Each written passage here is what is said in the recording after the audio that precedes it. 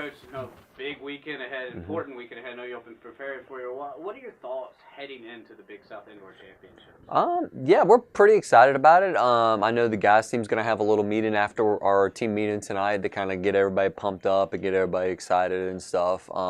I think there's some excitement in the room because I think, especially on the guys side, I think we're in a position to be able to beat a couple teams. So that's something that's a little bit of a new position for the men's team to be in, and so they're super excited and want to make sure they do everything they can.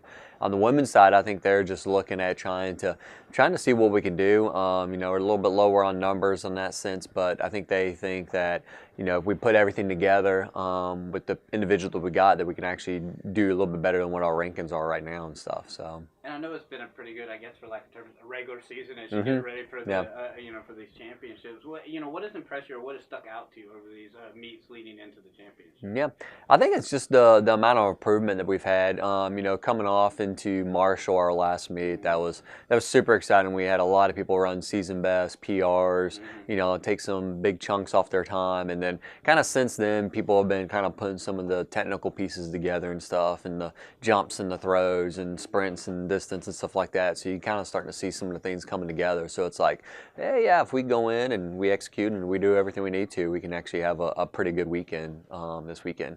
You've kind of alluded to it, but what are your expectations for the teams going into this? Yeah. I think on the guys' side, it's, we want to at least beat two teams. That's kind of what we've been kind of in that zone, in that area when we look at scoring and stuff like that for the last few weeks. So that's kind of the big expectation. It's probably going to end up coming down to like the 3K and the 4x4 and seeing how many points we can squeeze out there to be able to beat, the bottom two teams.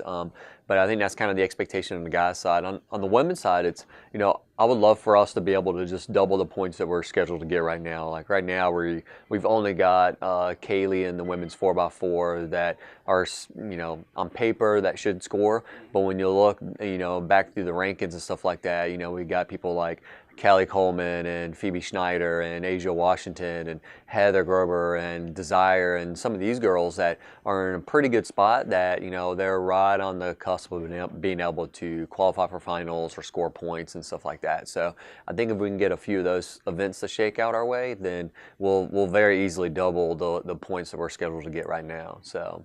And finally, it kind of sounds like, and I know that's always the goal. Yeah, I feel like, we're still, the good thing with us having our outdoor championship so much later is we don't necessarily have to be as close as we want to be right now or as we've had in the past. So it kind of gives us a little bit more time to kind of build a better foundation. So, I think we're probably about, 3/4 of the way there. Once we get an outdoor season, we'll start tuning up with some different things and should start seeing some bigger improvements and stuff. But yeah, for where we're at and what we kind of come into the season with the expectations, I think we're in a pretty good spot right now.